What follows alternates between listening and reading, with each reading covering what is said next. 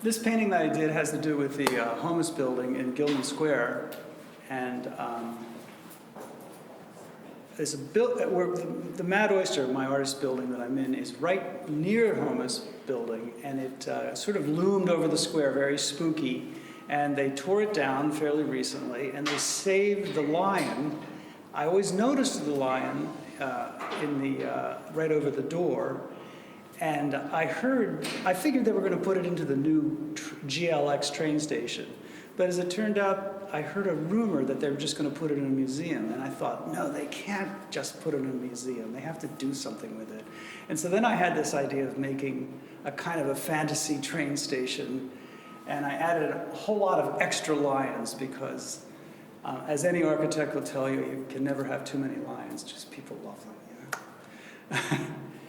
I often do things that have to do with historical sort of flights of fancy because I have a little fun with it. There's some other images here.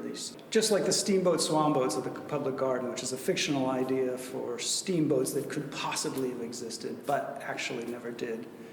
But anyway, the homeless building, it kind of struck my interest. I looked into it a little bit.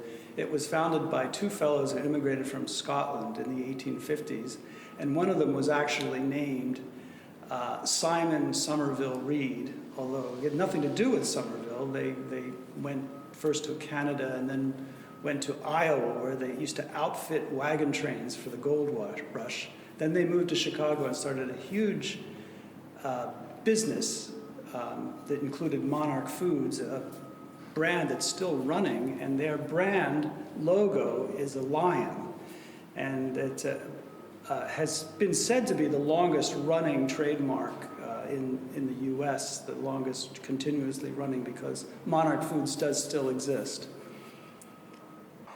So one interesting side note about the Reed Murdoch and Company is that they really prided themselves on serving small grocery stores, mom and pop operations, but they were actually a transnational conglomeration that they had over a dozen factories and canning factories and distribution centers all around the United States.